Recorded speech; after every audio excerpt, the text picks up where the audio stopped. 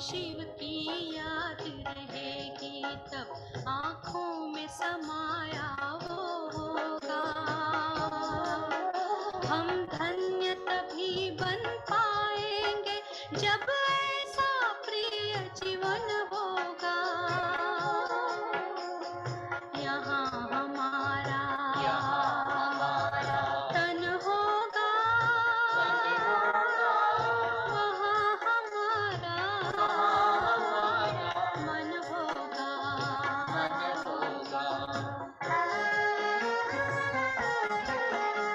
जहाँ होता है मानव का धन, वहीं होता है उसका मन। इसलिए परमात्मा ने बताया, मुझसे लगा लो अपना मन। हम सा नहीं कोई जमाने में, रचना रचता का ज्ञान जिसे, पर ऐसा भी बनना होगा नहीं कभी अभिमान जिसे। यहाँ हमारा तन होगा, वहाँ हमारा मन होगा।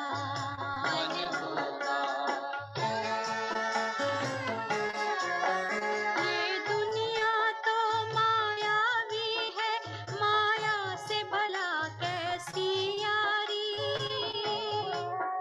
अपने तो दो ही ठिकाने हैं, वैकुंठ दुनिया निराकारी। धुंधला सा अंधियारा है, दीपक से उजियारा होगा। ये आँख भी तन का दीपक है, ये ज्ञान जीवन दीपक होगा। यहाँ हमारा तन होगा, वहाँ हमारा मन होगा। अरे शिव की याद रहेगी तब आँखों में समाया वो होगा। हम धन्य तभी बन पाएंगे जब ऐसा प्रिय जीवन होगा। यहाँ हमारा तन होगा, वहाँ हमारा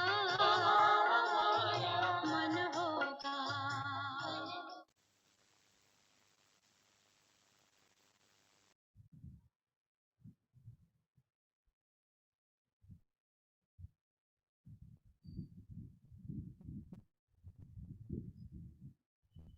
ఓం శాంతి. ఈరోజు సద్గురువారం 69 నుండి అవ్యక్త మురళి రివిజన్ చేస్తున్నాం కదా. 69 మురళిల నుండి ఈరోజు మురళి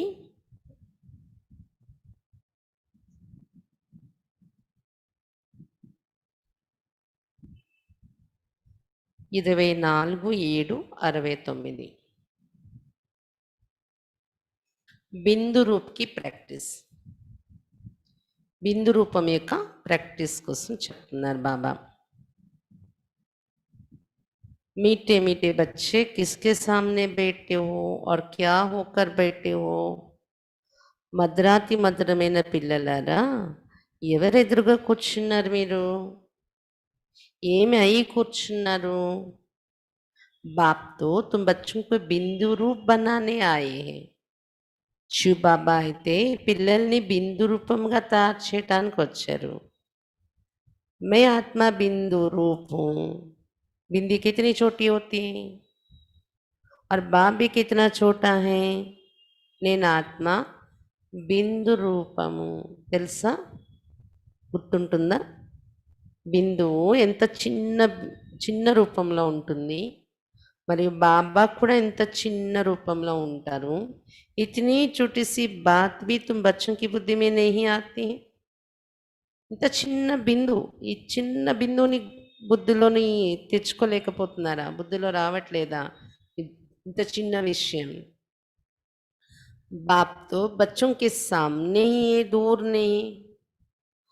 दूर हुई चीज को भूल जाते हो, जो चीज सामने ही रहती है उस चीज को भूलना, ये तुम बच्चों को शोभा नहीं देता है। బాబా పిల్లలు ఎదురుగానే ఉన్నారు, దూరంగా లేరు. దూరంగా ఉన్న వస్తువు ఎవరైనా మర్చిపోతారు, కానీ ఎదురుగానే ఉన్న వస్తువుని మర్చిపోవటం శోభించదు, చెప్పుకోవటానికి బాగోదు. పిల్లలు ఎదురుగా బాబాను ఉంచుకొని మర్చిపోతున్నాము అంటే ఇది శోభించదు. बच्चे अगर बिंदी को ही भूल जाएंगे तो बोलो किस आधार पर चलेंगे? బాబా అడుగుతున్నారు, పిల్లలారా ఒకవేళ బిందువునే మీరు మర్చిపోతే చెప్పండి, ఏ ఆధారంతో మీరు నడవగలరు?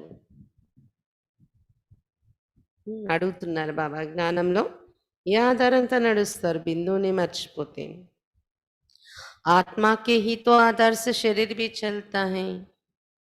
బిందువు ఆధారం, ఆత్మ ఆధారంతోనే కదా శరీరం కూడా నడుస్తుంది. అసలు मैं आत्मा हूँ, ये नशा होना चाहिए कि मैं बिंदु बिंदु बिंदु की ही संतान हूँ. నేను ఆత్మను గుర్తుంచుకొని నశ కూడా ఉండాలి. ఏమని? నేను బిందు ఆత్మను, బిందువు యొక్క సంతానాన్ని అని. संतान कहने से स्नेह में आ जाते हैं. तो आज तुम बच्चों को बिंदु रूप में स्थित होने की प्रैक्टिस कराए. సంతానాన్ని, బిందువు యొక్క సంతానాన్ని, సంతానము అనే పదంలో స్నేహం అనేది వచ్చేస్తుంది మనకు.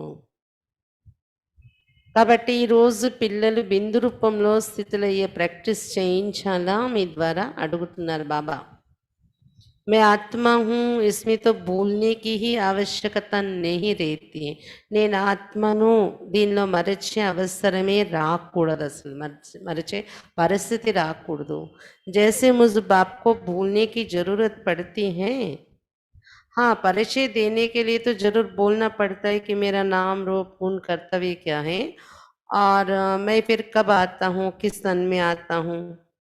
तो बच्चों को ही अपना परिचय देता, तो क्या बाप अपने परिचय को भूल जाते हैं? बच्चे उस स्थिति में एक सेकंड भी नहीं रह सकते हैं, तो क्या अपने नाम रूप देश को भी भूल जाते हैं? బాబా చెప్తున్నారు, ఏ విధంగా తండ్రి నన్ను మర్చిపోయే అవసరం పడుతుందా మీకు? బాబా చెప్తున్నారు, నేను నన్ను మర్చిపోవట్లేదు కదా, పరిచయం ఇవ్వడం కోసం తప్పకుండా నేను చెప్పాల్సి వస్తుంది మీకు.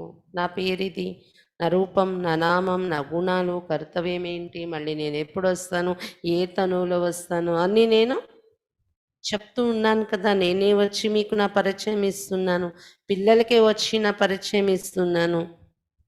तो क्या बाप अपने పరిచయ को भूल जाते? బాబా ఎప్పుడైనా తన పరిచయం మర్చిపోతే మనకి బాబా పరిచయం చెప్పేదే ఇంకెవరు? बच्चे उस स्थिति में एक सेकंड भी नहीं रह सकते. మరి పిల్లలు మీరు మీ పరిచయ యొక్క స్థితిలో ఒక సెకండ్ కూడా ఉండలేరా ఏంటి అడుగుతున్నారు. तो क्या अपने नाम रूप देश को भी भूल जाते? బాబాకు తన నామరూపదేశం అంతా గుర్తుంది కదా, పిల్లలు మీ నామరూపదేశాన్ని కూడా మర్చిపోతున్నారా ఏంటి మీరు? ये पहली पहली बात है जो कि तुम सभी को बताती हो कि मैं आत्मा हूँ ना कि शरीर. మొట్టమొదటి విషయం ఏంటంటే మీరందరికీ ఇదే చెప్తున్నారు, నేను ఆత్మను, శరీరాన్ని కాదు అనే పరిచయం. జబ్ ఆత్మ హోకర్ బిటాతే హో తभी उनको फिर शरीर भी భూల్తా హై. ఎప్పుడైతే మీరు ఆత్మగా అయి కూర్చోపెడతారో, ఎవరికైనా ఇది చెప్పేటప్పుడు కూడా శరీరం కాదు మనం ఆత్మ అని ఆత్మ అయి కూర్చోపెడతారో వారు వారి శరీరాన్ని కూడా మర్చిపోతారు. अगर आत्मा होकर नहीं बिठाते तो क्या फिर देह से देह के सभी संबंध भूल जाते? ఒకవేళ ఆత్మ అయి కూర్చోపెట్టకపోతే, ఆత్మ అయి కూర్చోకపోతే దేహ సేతం దేహ సంబంధాలన్నీ మరవగలరా? बल उनको बुलाती हो तो क्या अपने शरीर से न्यारा होकर जो न्यारा पापे उनकी याद में नहीं बैठ सकती हूँ? బాబా చెప్తున్నారు, ఎప్పుడైతే దేహాన్ని మీరు మరచే ప్రయత్నం చేస్తారో, నేను ఆత్మను అనే ఆత్మస్మృతిలో కూర్చుంటారో, శరీరం నుండి అతీతమై, అతీతంగా ఉన్న బాబా యొక్క స్మృతిలో కూర్చోలేకపోతున్నారా?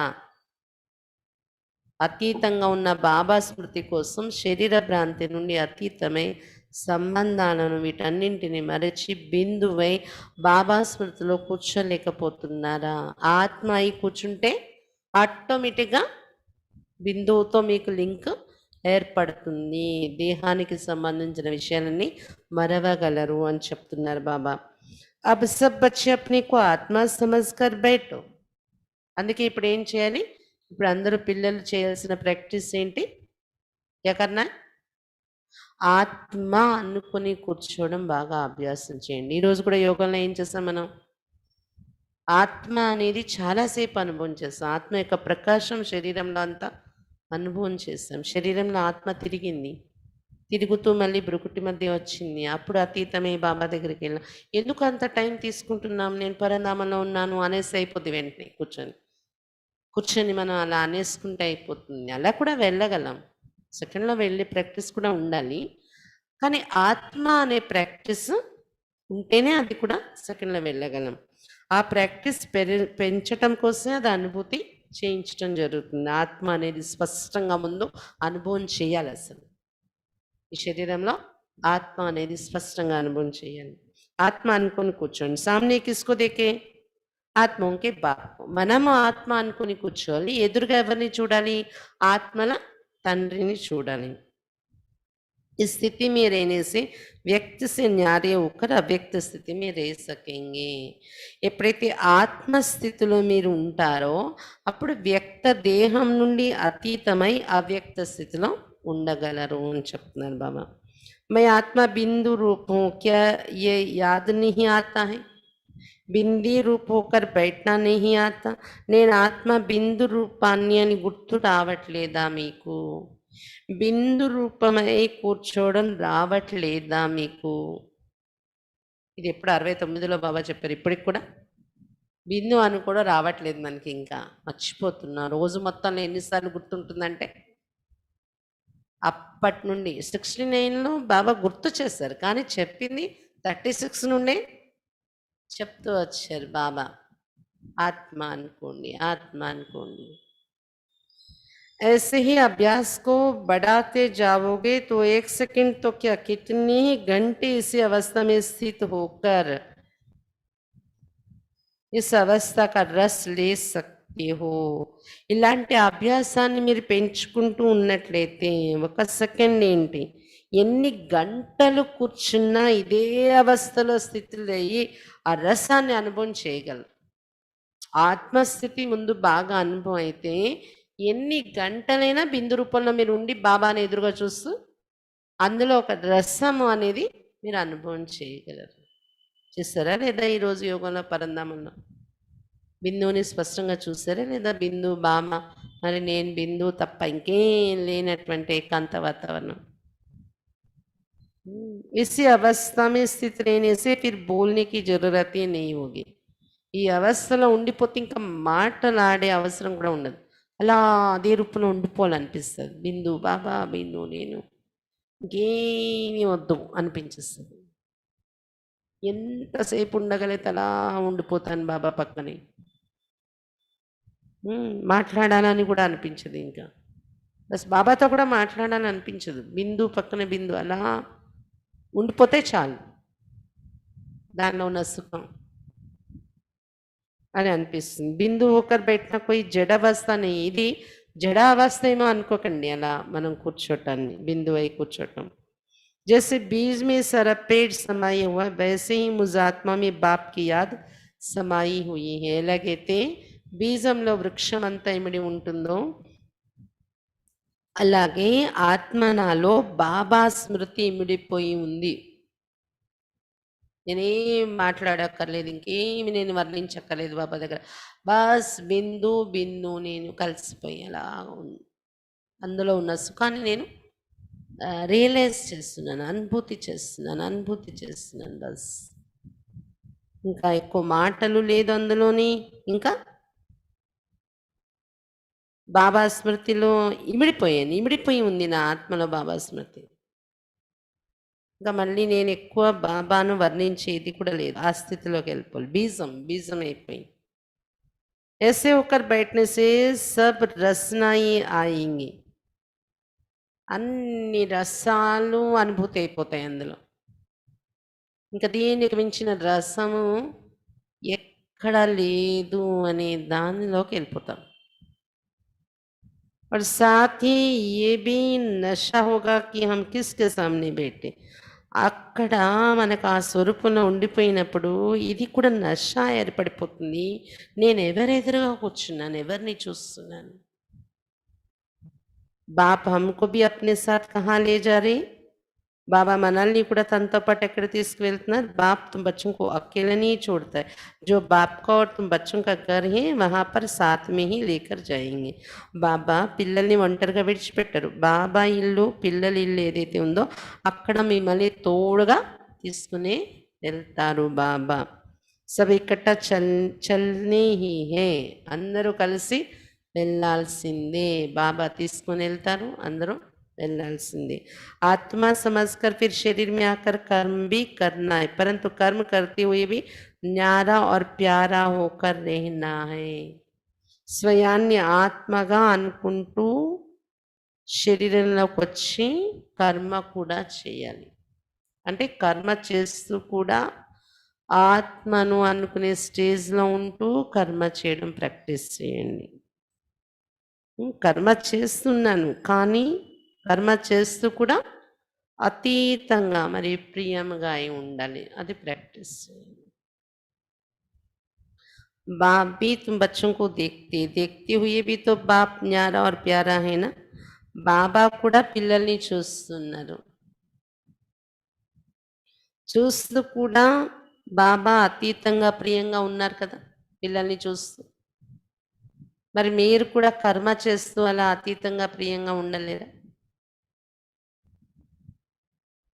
చూస్తూ చూడనట్టు కర్మ చేస్తూ కూడా బాధ్యతాయుతంగా మనం ఉంటూ కూడా బరువు లేదు, అతీతంగా ఉన్నాను నేను. కర్మ యొక్క బరువే కాదు, కర్మ ఫలము కూడా బరువు కాకూడదు. కర్మ ద్వారా వచ్చే రిజల్ట్ కూడా మన మీద ప్రెజర్ ఇవ్వకూడదు, అతీతమైపోవాలి. ఎందుకంటే కర్మ ఒకటి బాధ్యత అనేది బరువైతే దాని నుండి వచ్చే ఫలితము కూడా ఒక రకమైన, ఎందుకంటే ఒకసారి మంచి ఉంటుంది, ఒకసారి చెడు ఉంటుంది, ఒకసారి సుఖం ఉంటుంది. రిజల్ట్ కర్మ వలన వచ్చే రిజల్ట్ ఒకసారి దుఃఖం ఉంటుంది, ఒకసారి సఫలత ఉంటుంది, ఒకసారి అసఫలత ఉంటుంది. వీటన్నింటి నుండి కూడా అతీత స్థితి మనకి రావాలి ఆత్మ యొక్క ప్రాక్టీస్ చేస్తూ. బాబా ఎలా వీటి నుండి అతీతంగా ఉంటారో అలా బాబా సమానంగా న్యారా ప్యారాగా ఉంటూ కర్మ చేయటం అనేది అభ్యాసం చేయండి అని చెప్తున్నారు బాబా. अच्छा, मीठे मीठे से खिलते बच्चों प्रति माता पिता बाप दादा का याद प्यार और गुड मॉर्निंग. रूहानी बाप की रूहानी बच्चों को नमस्ते. बाबा नमस्ते. విన్నారు కదా, బిందు రూప ప్రాక్టీస్ కోసం బాబా చెప్పారు. మరి ఈరోజు ఇక్కడితోనే ఆపుతున్నాము, ఎందుకంటే రేపు దసరా కూడా మీ బిజీలు మీకు ఉంటాయి ఇంట్లోని, పిల్లల్లో నుండి వినే వాళ్ళకు కూడాను. రేపు కేవలం కామెంటరీ ఉంటుంది 6:30 to 7:30. మళ్ళీ ఎల్లుండు కామెంటరీతో యోగము. ఎల్లుండు కాదు, శనివారం ఏమి ఉండదు ఎల్లుండు. ఆ తర్వాత ఆదివారం మాత్రం సాయంత్రం 6:30 నుండి 7:30 వరకు కామెంటరీతో యోగము. ఎందుకంటే ఇంటర్నేషనల్ యోగా అన్నమాట, వరల్డ్ పీస్ యోగా. అందుకని థర్డ్ సండే, అందుకని అందరూ సెంటర్కి వచ్చి వీలున్నంత వరకు వైట్ డ్రెస్లో, లేదా వైట్ డ్రెస్ లేదని వాళ్ళు వైట్ కలర్లో, వైట్ డ్రెస్లో కూర్చుంటే, ఎందుకంటే శాంతి అంటేనే వైట్ డ్రెస్ కదా. కాబట్టి సెంటర్కి గురువారం నుండి అందరూ వస్తున్నారు. ఆదివారం యోగం కంపల్సరీ సంఘటనలో చేసుకుంటే మంచి అనుభవం అవుతుంది. కామెంటరీతో యోగం ఉంటుంది. యోగం అయ్యాక 7:30 నుండి దాదీల క్లాస్ ఏదైనా చదివి వినిపిస్తాం అనమాట. ఇది ఈ ఆదివారం కార్యక్రమం. ఇప్పుడు కొంచెం మనకి పరిస్థితులు అనుకూలిస్తున్నాయి బయటకు రావడానికి.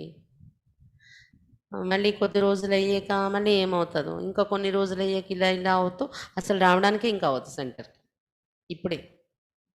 అందుకని ఈ అవకాశాన్ని ఉపయోగించుకొని యోగానికి అందరూ రావాలి. అచ్చా, ఇది మళ్ళీ నేను రివైజ్ చేయక్కర్లేదు కదా సారాంశం. బాబా బిందు రూప ప్రాక్టీస్ కోసం సింపుల్గా తక్కువ మాటల్లో చాలా శక్తిని అనుభవం చేయించారు బాబా మనకు. ఆత్మ అనుకుని ఎలాగ మన ఇతరులకి అనుభూతి చేయించాలి. ఆత్మ అనుకోవడం వల్ల బాబా స్మృతులు ఎలా కూర్చోగలము, ఎందుకు మీరు చేయలేకపోతున్నారు అడుగుతున్నారు బాబా. మీరు ఆత్మ అయిపోండి, ఎదురుగా ఆత్మ బాబాను చూడండి, బిందు బాబాను. బిందువై బిందు యొక్క సంతానాన్ని నష రోజంతా పెట్టుకోండి. నేను ఎవరి సంతానం? నేను ఒక బిందువుని, బిందు యొక్క సంతానం అనుకోవడమే కాదు, అది అనుభవం చేయండి బిందువై ఉన్నట్టు.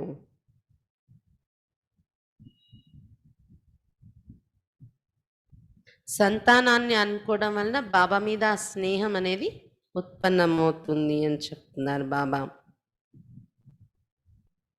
ఈ అభ్యాసాన్ని పెంచుకోండి, నేను ఆత్మను బిందు రూపాన్ని అనే అభ్యాసాన్ని. అందుకే కామెంటరీలో కూర్చోపెట్టి ఎక్కువ బిందు యొక్క అనుభవం చేయించడం జరుగుతుంది. ఇంతసేపు కామెంటరీ అయింది కదా 6:30 నుండి 7:30. చాలా బాగా అందరూ అనుభవం చేసి ఉంటారని నేను అనుకుంటున్నాను. నాకైతే మంచి అనుభవం అవుతుంది. నేను ఏది చెప్తున్నానో అది అక్కడ అనుభవం చేస్తూ చెప్తున్నాను. బాబా మురళి కూడా ఆ అనుభూతికి సంబంధించి వచ్చింది.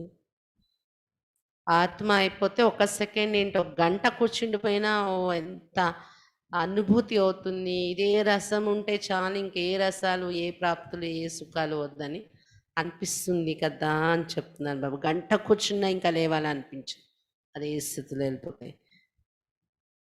ఇంకెక్కువ బాబా దగ్గర మాట్లాడాలని కూడా అనిపించింది. బిందు బిందు అలాగా బాబాతో ఇమిడిపోయి అలాగా ఉండిపోవాలి ఇన్ని క్షణాలు, ఎంతసేపు అయినా. ఇంకో ఆలోచన కూడా చేయకూడదు, మాట్లాడకూడదు, ఇంకా ఎక్కువ వర్ణించకూడదు అనిపిస్తుంది.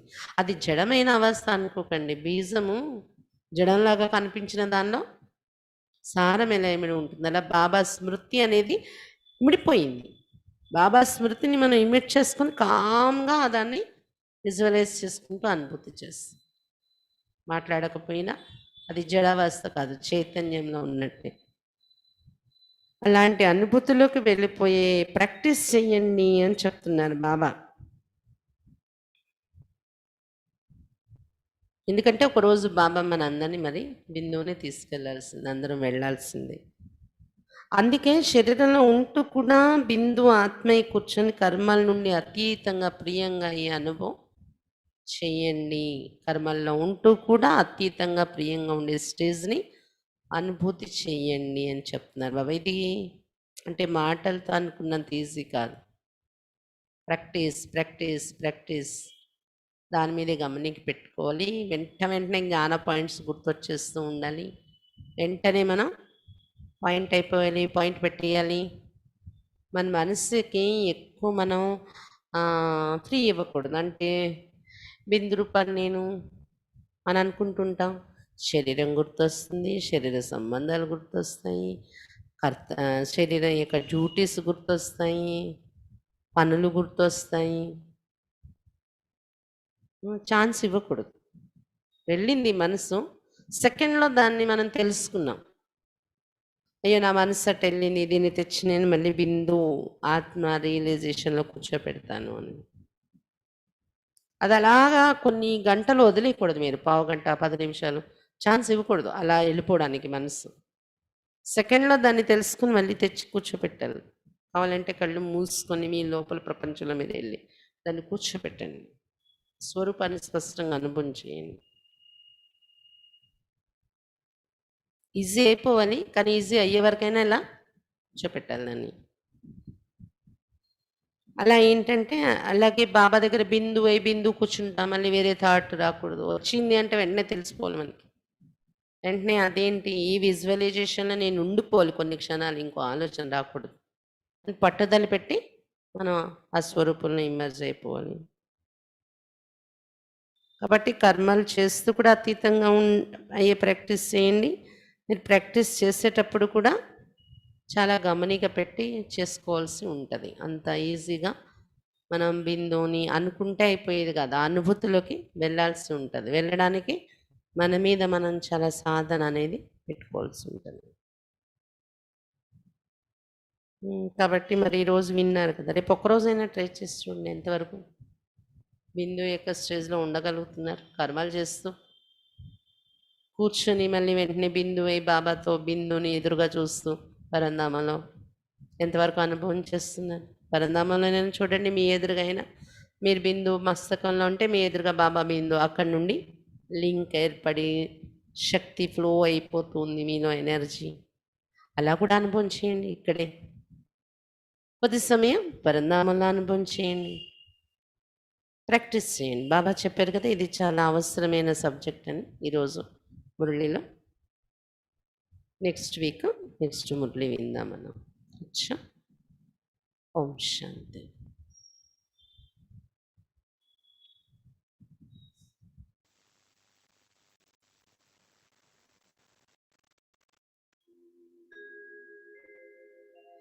वो ज्योति सा बिंदु मन को लुभाए, मन को लुभाए।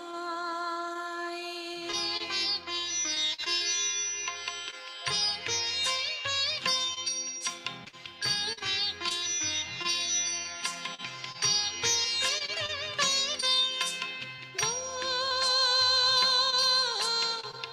ज्योति सा बिंदु मन को लुभाए, चम चम चमके ब्रह्मा के तन में, जैसे अंधेरे में मणि जगमगाए, मणि जगमगाए। ज्योति सा बिंदु